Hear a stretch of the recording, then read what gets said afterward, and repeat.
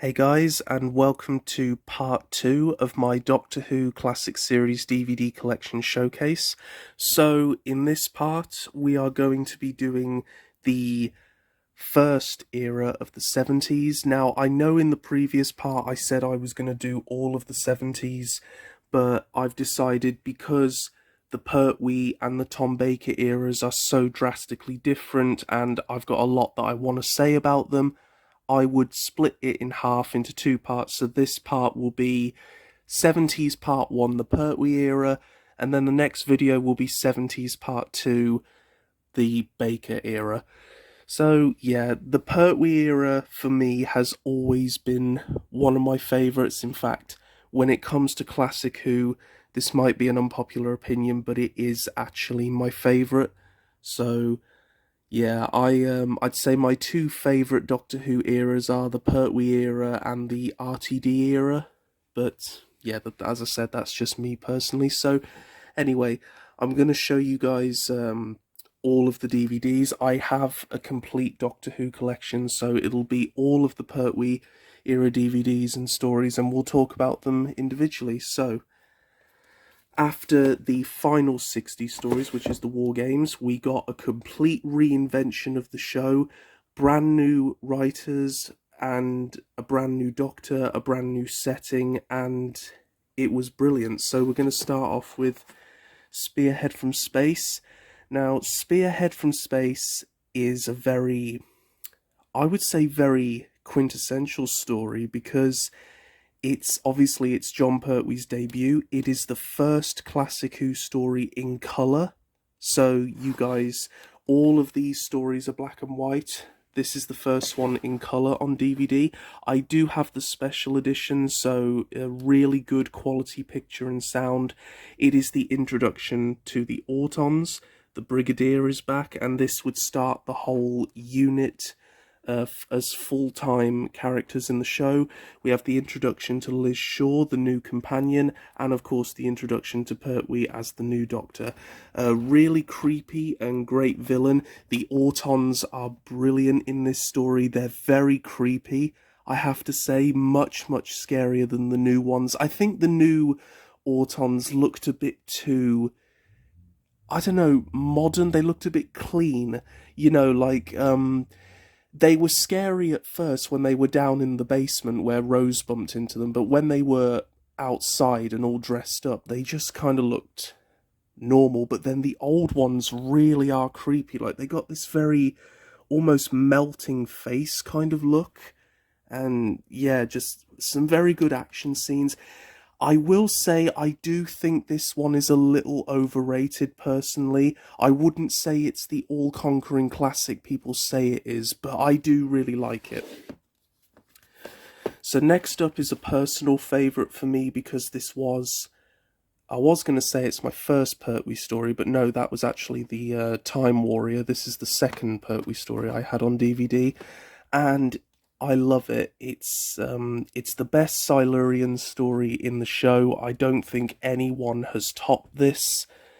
The design of the Silurians is incredible. You know, 1970s, guys, is better than stuff we get today. And that really just says something to me. The Doctor is brilliant. He starts to really embrace his more humorous side, but also his really serious side, and you really start to see his character, what he can do when he's on full motion. The whole story with the Silurians is brilliant. You know, this whole idea that Earth was their planet before we evolved, you know, and now they kind of want it back, but there's this war going on between them, like, you know, it's very interesting. You know, usually I'm not fond of political stories, but I just feel as though this one works. It's very good. I wouldn't have wanted to watch this in 2020. You know, there's a lot of, there's a virus in this story, a very nasty one, so, you know, I don't think 2020 would have been a great year to watch this one. Ambassadors of Death. The weakest in season 7, in my opinion. It's a good story. It's got a good premise. The ambassadors are really creepy. I love how, you can't really see them because they're hidden in the spacesuits, although you do get that really awesome reveal scene. The makeup is brilliant for the time. But that scene where the Doctor's on the spaceship and they see the actual alien, it does kind of look silly. It looks like he's a guy dressed in a onesie. But, yeah, the story's good. My one problem with it, well, I've got quite a few problems with it, but my biggest one is the ending. It's very, very rushed. It just kind of happens very quickly, and it leaves you thinking, oh, well, why couldn't this have been sorted out like 4 episodes ago? It's a little dragged out. It's got some action sequences that I suppose were good for the time, but are still questionable. But I did enjoy this much more on my more recent watching than previous ones. So rounding up season 7, we have Inferno, got the special edition. I have to say, and it's probably because I've watched it too many times, I'm not enjoying this story as much as I used to, but it is yet another monumental story. It's the first time we explore a parallel world. It's a very apocalyptic scenario, very end of the world. These things look like something straight out of a George Romero zombie flick. As you can see, we have an alternate version of the Brigadier from the parallel universe who is an absolute fascist, and it's brilliant. Third Doctor is on top form. You can tell he really enjoyed this one. He put his heart and soul into it. It's a great, great story.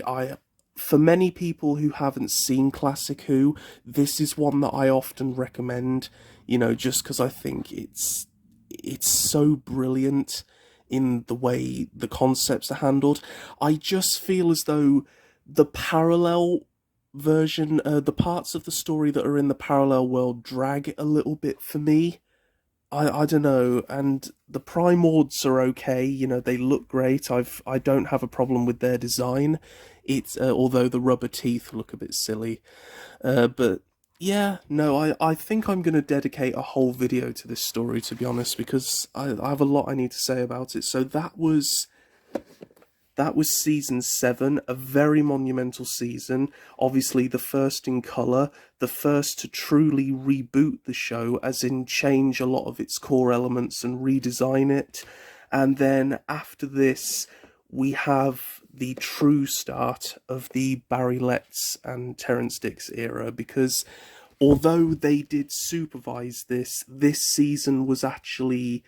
It's unique because this season was conceptualized by someone else, not actually Barry Letts himself. It was really this story where Barry Letts got full creative control, and you can actually feel a massive tonal shift between these two stories. So, you will see that as you watch the era. So, Terror of the Autons. Lots of people say it's rubbish and it's nowhere near as good as Spearhead from Space. To those people I say, what's wrong with you? In fact, to be quite honest with you, the Autons aren't as good in the story. And yes, I suppose it isn't as good as Spearhead, but that doesn't in any way mean that it's bad. It's a lovely introduction to Jo. We get introduced to Captain Mike Yates as well, so the unit family is really fully formed at this point. We've got the introduction to the Master, who immediately steals the show. Delgado is brilliant. And yeah, it's not the best story, I suppose, but it's a nice story. The Mind of Evil, absolute classic. I love this one. I'm giving the show a couple of weeks break because I've just finished this story. This will be my next one. But from what I remember, I fell in love with this story straight away. Such a simple idea, but yet makes for such a fascinating Doctor Who story. Very James Bond, very awesome. And to all these idiots who say that Doctor Who was never inclusive or diverse, there are Chinese actors in this story, and their leader is a Chinese woman general. So, that immediately shuts down your argument. Delgado is fantastic, Katie Manning is lovely as ever, and the banter from Pertwee in this story is brilliant. Oh, I love him so much. The Claws of Axos Special Edition.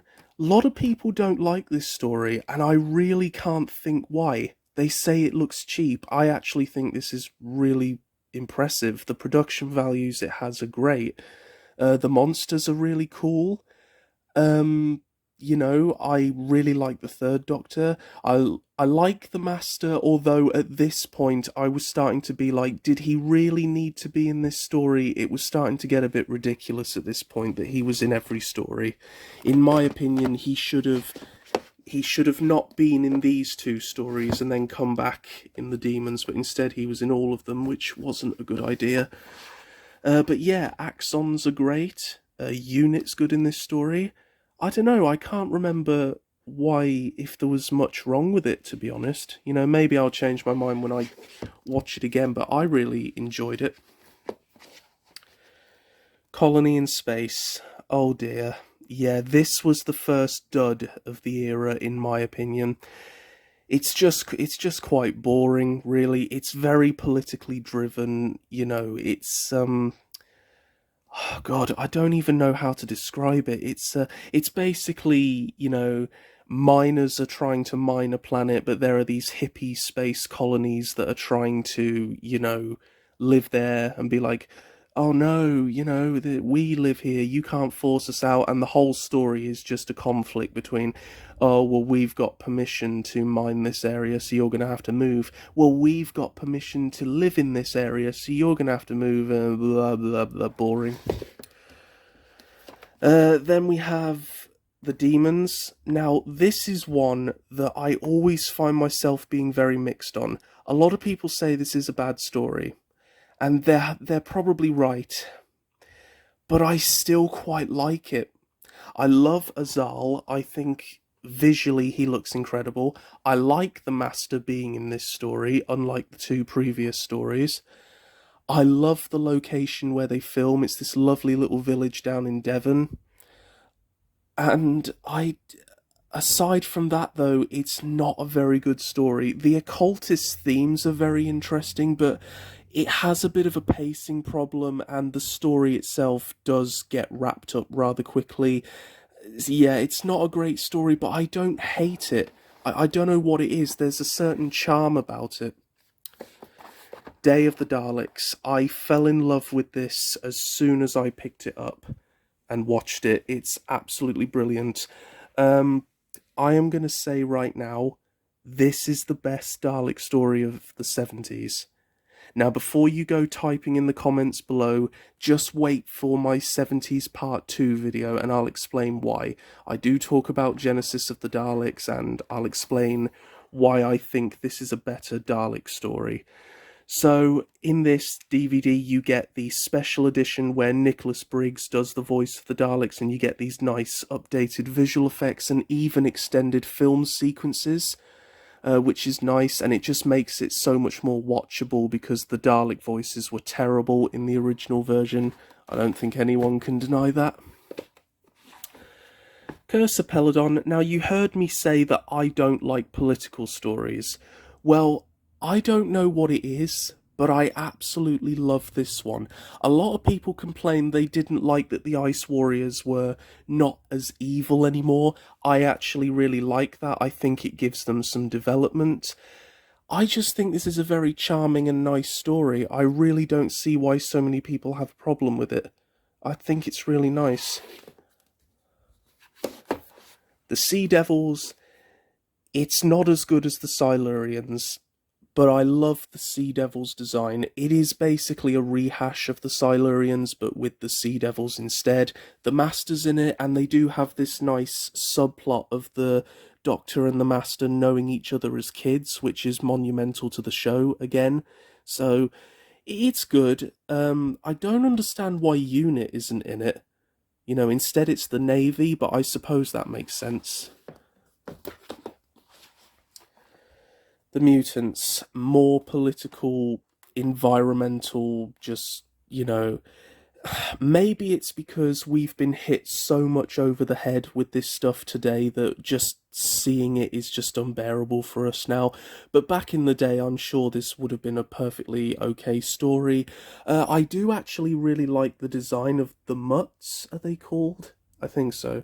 But aside from that, this story is laughably bad, and so is its production. So, no, not really a good one. That's the second bad story of the era. The Time Monster.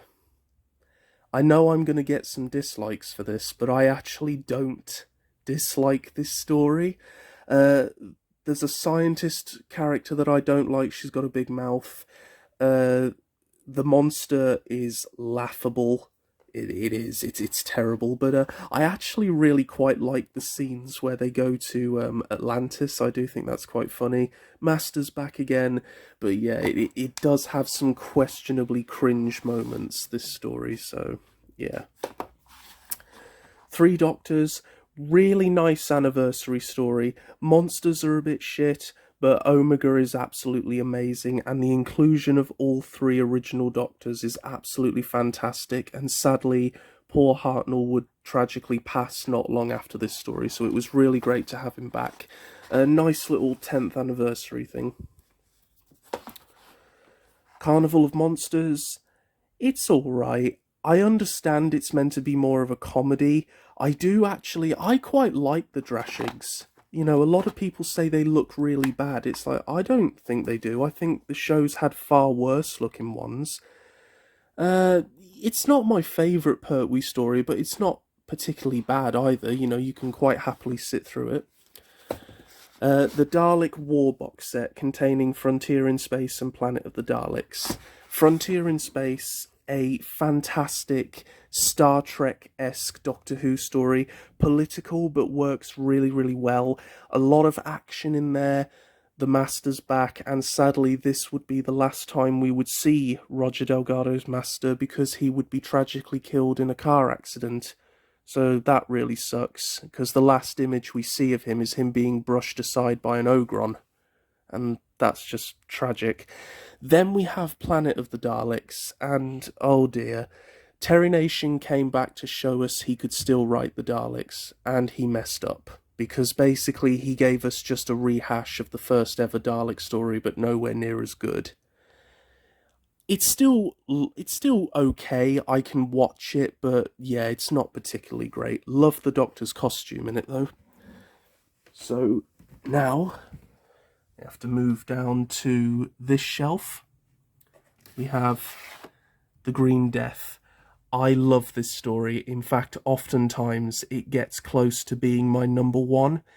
It's political, again. You know, Barry Letts was a hardcore liberal, so, you know, they do like to push their politics at you, but it's really well done. It's very well thought out. It presents both sides of the argument. It has a very cool villain, an unexpected villain, but very cool. The maggots, I've always thought they look really good. A lot of people say they look silly. I think they look fine. Like, pretty disgusting, actually. This is the one where Joe Grant leaves. It's very emotional. I shed a tear every time. I'd say it's the best companion exit in the show. It's not overly done, but like a lot of the ones you'd see in New Who, but it's still just so impactful, and you could really tell that this is what the story where John Pertwee was like, yeah, I'm gonna leave. I'm gonna leave. You can almost feel it, like he just doesn't want to carry on after this story. But he said he'd do one more season, so here we are, with my first ever Pertwee story, The Time Warrior. Best Sontaran story in the show, best Sontaran makeup. Lynx is the best Sontaran in the whole show, and Lynx is the best Sontaran in the whole show. Wonderful historical setting. Historical meets alien, always love that about Doctor Who. Sarah Jane's introductory story, she's quite cocky and irritating here, but she's still kind of likeable. Although, controversial enough, I'm not that fond of the classic series Sarah Jane. Just being honest, I fell in love with her when she came back.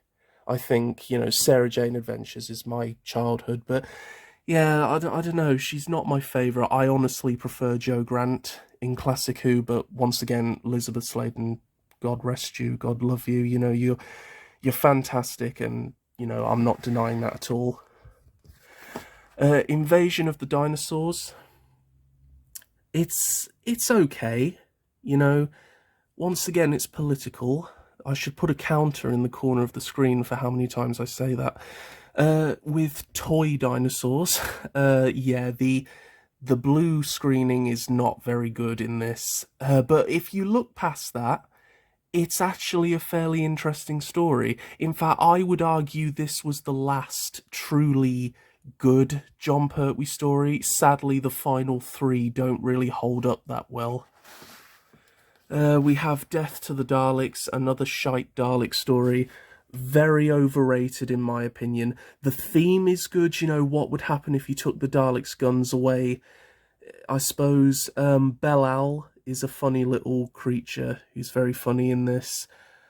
Aside from that, there's just not really much else that's memorable about it. It's very forgettable. Love the design though, the silver and black. I do wish that had come back. Monster of Peladon. Do you remember how good Curse of Peladon was? Well, this story just turns around and says, hey, you know, we're doing the exact opposite now, and it was a bore to sit through. The Ice Warriors are evil again, which makes me think, you know, well, that was a waste of time. And yeah, I love Curse of Peladon, and this one just didn't do it for me. Not sure what happened. Then we have Planet of Spiders. Now, because this is Pertwee's last story, I want to love it. I really, really do. But I just struggle. I really struggle. Barry Letts has gone full Buddhist mode here, you know, and I don't mind it, but this story, I just don't know what to think of it. The spiders aren't particularly good, you know, but I don't know, I just don't know what to think of it. It does finally wrap up the whole Metabenus 3 plot arc, which I forgot to mention has been going on. You know, it was previously mentioned in The Green Death, and, you know, it does kind of close it up, and it is Pertwee's final story. There's a lot of scenes in it that are particularly ridiculous, like the whole chase sequence, and yeah, it's just a shame that the Master couldn't have been in it. And Unit wasn't as involved in it as I'd have liked it to have been. You know, it just, I don't know, it just wasn't that good. And for such a good era as well. But I'm going to be quite controversial here, and I'm actually going to finish up this with Robot, which is Tom Baker's first story. Now, the reason why I'm doing this is because this is a Pertwee story in every way. Because this was the last story to be produced by Barry Letts and Terence Dicks. So this is really the end of the Pertwee style. I mean, this story has Bessie, it has Unit, it's Earthbound, it just has Tom Baker as the Doctor. Every other aspect of it is a Pertwee story, and I think it's great. A lot of people don't like it, I really do. I think it's a classic. So now, guys, my top 10 stories from this era. At number 10, we have The Curse of Peladon. At number 9, we have The Three Doctors. Number 8, Spearhead from Space. Number 7, Inferno. Number 6, Doctor Who and the Silurians. Number 5, Day of the Daleks. Number 4, The Time Warrior. Number 3, Frontier in Space. Number 2, The Mind of Evil. And lastly, as the number 1 pick, we have The Green Death. So, in the next episode, we will be starting the Philip Hinchcliffe era, which finishes at Talons, and then the Graham Williams era, which finishes at Sharda. And then from the Leisure Hive all the way to Survival will be the final part for Classic Series, and then we'll do New Who, obviously. But yeah. So that's going to conclude this episode, guys, for the Pertwee era, from Spearhead from Space to Robot. Overall, The Pertwee Era is my personal favourite from Classic Who. As I said, I'm not really too fond of the really in-your-face political themes, but I feel as though, unlike New Who, it handles them in a really mature way. It never, and as Barry Letts even said himself, you know, he never lets it overpower the story. The story and the characters always come first, and I think that's what's really important. So let me know down in the comments below, guys, what your opinion is of this era, and be sure to like, share this video if you want to, and subscribe to my channel for more videos like this. So thanks ever so much for watching, guys. Stay safe and happy wherever you are in the world, and I will see you in the next video. Bye bye.